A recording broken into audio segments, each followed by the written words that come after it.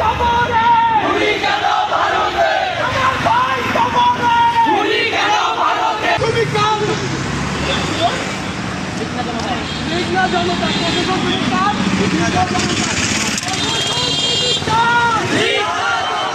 প্রশাসন তুমি কার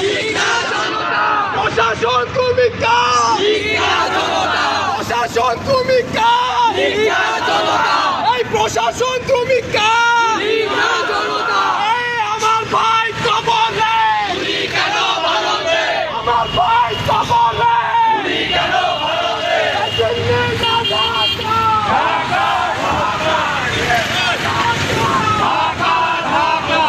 এই প্রশাসন তুমি কার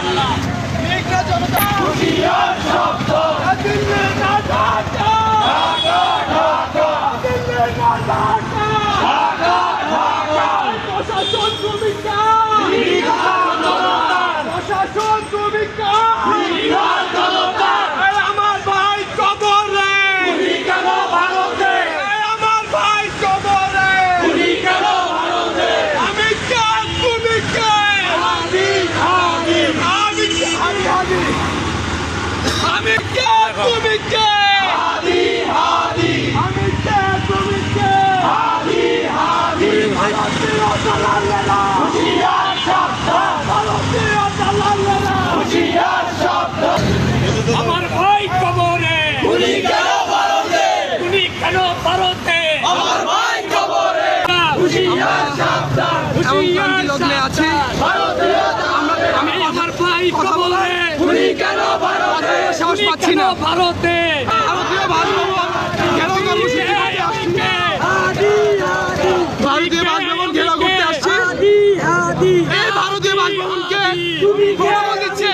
এই লীগের প্রশাসন আমরা এখানে শান্তি সমাবেশ করতে আসছি ওসমান হাদি হচ্ছে আমাদের প্রাণের ভাই আমরা একসাথে লড়াই করেছি সংগ্রাম করেছি তাকে ইন্ডিয়া এবং বিভিন্ন মহল চক্রান্ত করে যেভাবে হত্যা করেছে এই হত্যার তীব্র নিন্দা এবং প্রতিবাদ জানাতে আমরা এখানে একত্রিত হয়েছি হাদির উপর আক্রমণ হয় নাই এই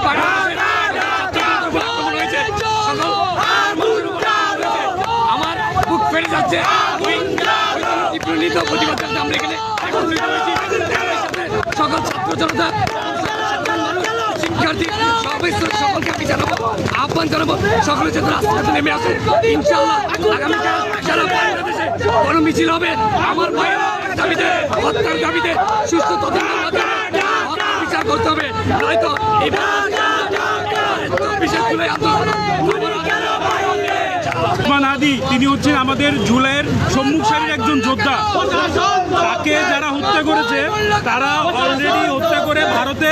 চলে গিয়েছে। তাহলে ভারত এখানে ওদেরকে আশ্রয় প্রশ্রয় দিচ্ছে। নট অনলি শুধুমাত্র ওসমান হাদির খুনিরা, ওইখানে শেখ হাসিনা ইভেন হচ্ছে গিয়ে বড় বড় যারা আছে সবাই ওইখানে অবস্থান নিচ্ছে। আমরা অবশ্যই চাই এই ভারতীয় আগ্রাসন এবং সব কিছু আমাদের যে বিষয়গুলো আমরা অবশ্যই ওদের বিরুদ্ধে দাঁড়াবো। ভারতের সাথে আমাদের সাথে সম্পর্ক হবে